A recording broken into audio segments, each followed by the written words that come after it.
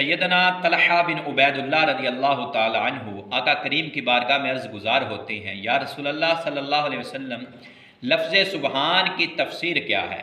میرے آقا کریم صلی اللہ علیہ وسلم نے ارشاد فرمایا کہ لفظ سبحان کی تفسیر اللہ رب العزت کی ہر بری چیز سے، ہر عیب نقص والی چیز سے، یعنی کہ جو چیز رب کی شان کے لائق نہیں ہے اس سے تنزیہ و تقدیس بیان کرنا۔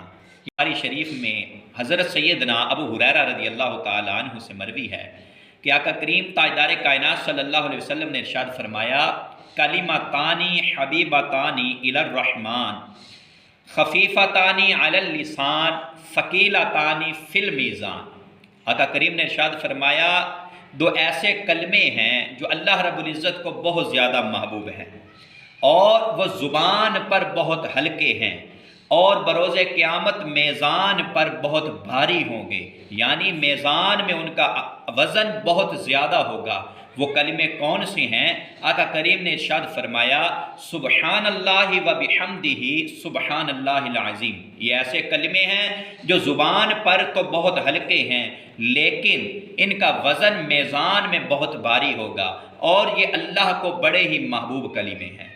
معراج کی رات جب حضور نبی اکرم صلی اللہ علیہ وسلم کی ملاقات سیدنا ابراہیم علیہ السلام سے ہوئی تو سیدنا ابراہیم علیہ السلام نے حضور نبی اکرم صلی اللہ علیہ وسلم کو آپ کی امت کے لیے ایک تحفہ پیش کیا۔ وہ تحفہ کیا تھا؟